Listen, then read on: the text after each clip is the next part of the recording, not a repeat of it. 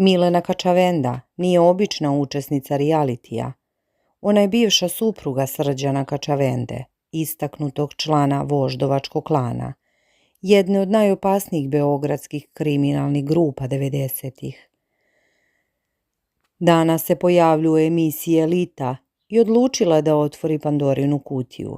Tvrdi da je godinama sedela u društvu najopasnijih momaka sa beogradskog asfalta, da je prisustvovala tajnim razgovorima i da zna kako su kriminalci iz Zemuna otimali žrtve. Ovo je njena ispovest, potresna, jeziva i puna detalja o kojima se do sada ćutalo. Najpotresniji deo njene priče odnosi se na smrt rođaka koga je neizmerno volela. Moj brat od tetke ubijen je u Zemunu. Tek nakon toga sam dobila informaciju da se zamerio zemunskom klanu. Tetka nas je pozvala i rekla da ga nema.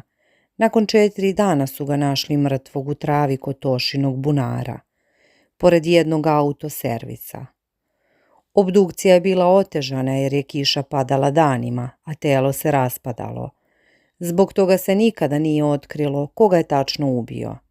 Ipak, Milena kaže da je kasnije dobijala poruke. Oni su ga likvidirali. On je bio snažan, a oni su nasumice birali hrabre momke da ih ubijaju i tako šalju poruku celom gradu da sa njima nema šale. Bio je 1 godinu dana mlađi od mene. I dok danas priča o tome, u njenom glasu se i dalje osjeća knedla i gorčina. Milena je otkrila i kako su pripadnici zemunskog klana otimali žrtve, a da niko ništa ne primeti. Nikada mi niko nije rekao da je negdje video trenutak kada je neko otet u Zemunu. Oni su to toliko dobro osmišljavali da verujem da je sve odigravalo se i u toku dana, a da niko o tome pojma nije imao. Bili su vrlo promućurni. Objašnjava da se otmice nisu dešavale na očiglednim mestima. Djeca se nisu otimala na igralištima nego između zgrada. Likovi koji su to radili bili su u normalnim kolima, normalno obučeni kao i svi drugi ljudi. Upravo ta običnost bila je njihovo najveće oruđe. Jedna od najbizarnijih priča iz podzemlja koje je Milena podelila tiče se Vojislava Voja, Amerikanca, čuvenog izvršioca likvidacije. Voja je bio upečatljiv lik, krupna vojnička linija, prepoznatljiv. Kada mu je jedan čovjek rekao ti si poznat, kako ćeš proći, Voji je to palo na pamet i smislio genijalnu, ali jezivu ideju. Počeo da se oblači kao žena.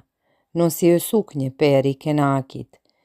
I to preteran nakit kako bi skrenuo pažnju sa svoje vojničke linije.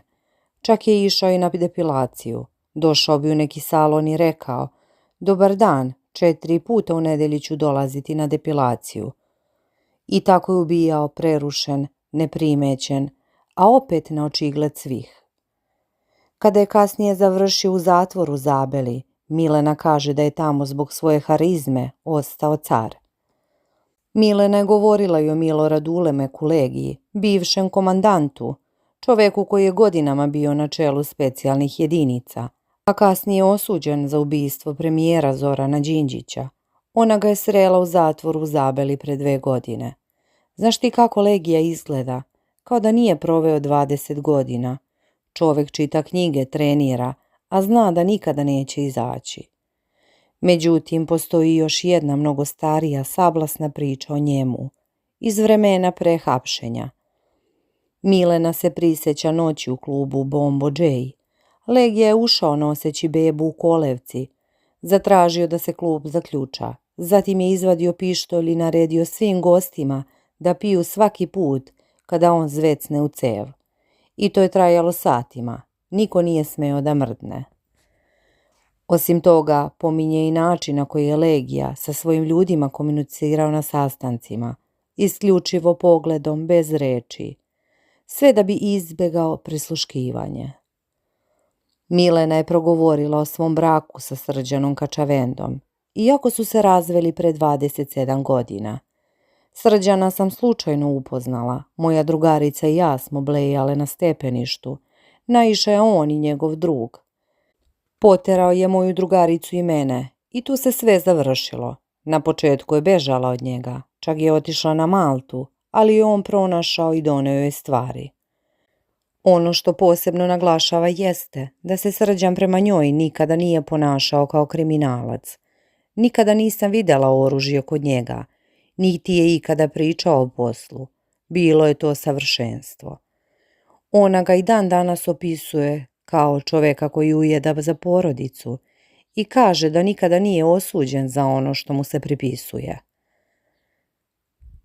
Na kraju, Milena je prokomentarisala jednu od najpoznatijih priča iz srpskog podzemlja, odnos Željka Ražnjatovića Arkana i Svetlane Cece Ražnjatović. Ona odbacuje priče koje su kružile medijima. Pričalo se da je Arkan nju uhvatio sa nekim. Ona je imala čovjeka sa strane.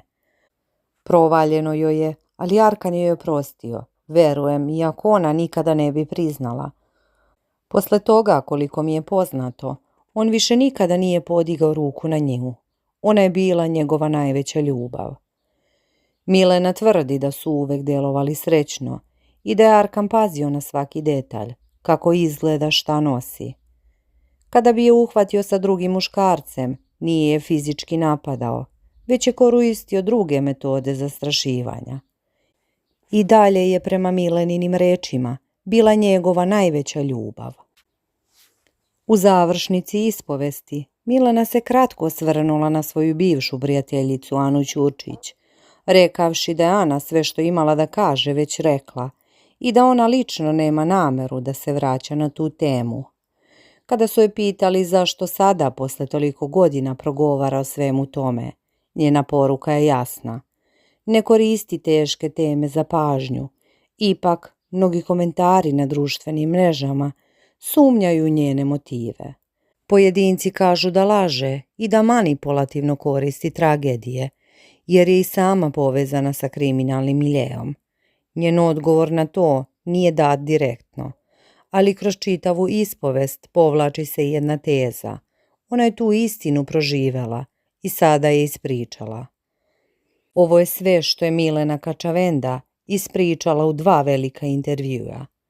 Bilo da je verujete ili ne, njene reči otvaraju prozor u svet beogradskog podzemlja 90-ih i ranih 2000-ih, o kome se i danas vrlo malo zna.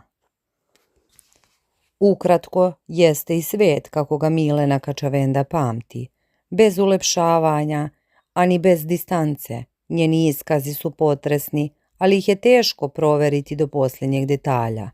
Da li govori istinu, da li preuveličava? To ostaje da proceni svako za sebe. Ono što sigurno jeste da su 90. u Srbiji ostavile dubok ožiljak. A priče poput ovih, ma koliko jezive ili kontroverzne, podsjećaju nas da iza naslova i kriminalne hronike stoje ljudi i njihove sudbine. Hvala vam što ste odvojili vreme za ovo.